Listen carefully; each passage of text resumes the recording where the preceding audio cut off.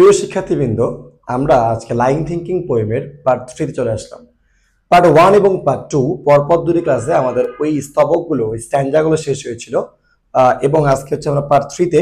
এই পার্ট 3 তে আজকে আমরা এই পোয়েমটা সম্পূর্ণ একদম ফুললি শেষ করে দিব, যেখানে পার্ট 3 তে আমরা লাস্টে বলবো আসলে এটা মূল থিম, কবিতায় কবি কি নিয়ে লিখেছিল, পোয়েমটা আসলে কি নিয়ে লেখা হয়েছিল। তো দেখো, can make it out here alone, একাকে এখান থেকে বের হতে পারে, অ্যালোন অল অ্যালোন, একা একদমই একা। তো এখানে একটা কথা সবচেয়ে বেশি তোমাকে বলতে হবে, সেটা হচ্ছে মূল কথা। তুমি যদি পার্ট 1 এবং পার্ট 2 না দেখে থাকো, দেন ইউ মাস্ট ওয়াচ, তোমাকে অবশ্যই দেখতে হবে। সো আমি তোমাকে হামলি রিকোয়েস্ট করবো, it's my humbly request to all of you, আগে পার্ট 1 এবং পার্ট 2টা দেখে আসবে, তারপর পার্ট 3 তে তুমি ইজিলি বুঝতে পারবে।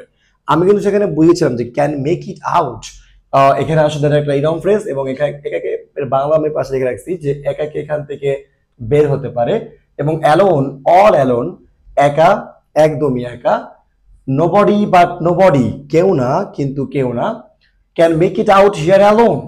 তাহলে এই লাইনটা কিন্তু আবার সেম, এই প্রথম লাইনকে রিপিট করা হয়েছে, দ্যাটস ওয়াই আমি কিন্তু এখানে লিখিনি। তো একাকে এখান থেকে বের হতে পারে, এই লাইনে বাংলা কিন্তু সেমই হবে এটাতে। Now if you listen closely, এখন যদি তুমি নিবিড় ভাবে দেখো বা নিবিড়ভাবে শোনো, স্টর্ম ক্লাউডস আর গ্যাদারিং, ঝড়ো মেঘের জড়ো হচ্ছে, তো ঝড়ো মেঘেরা জড়ো হচ্ছে, স্টর্ম ক্লাউডস আর গ্যাদারিং, কত সুন্দর লাইন, এটা তো চমৎকার একটা লাইন।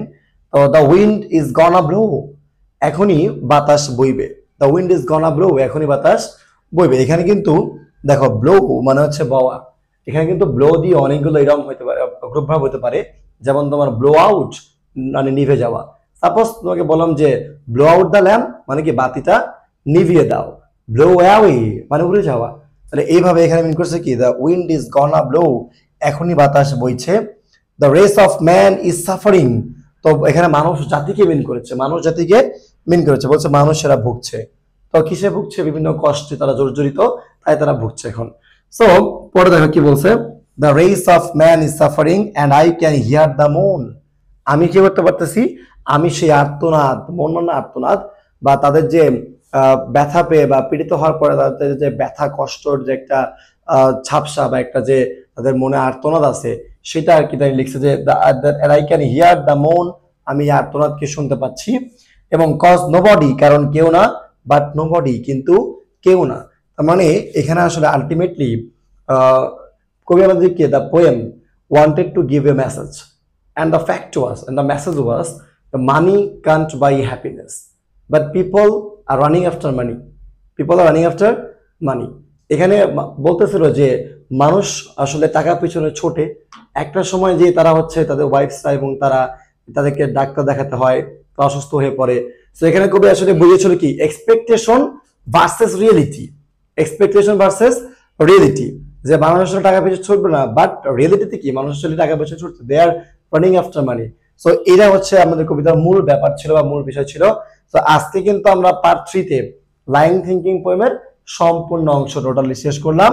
যারা পার্ট 1 এবং পার্ট 2 দেখোনি, তারা পার্ট 1, পার্ট 2 এবং পার্ট 3 থেকে এটাকে সম্পূর্ণভাবে দেখে নিবে, তারা আমাদের এই পোয়েমের আদ্যপান্ত শেষ হয়ে যাবে।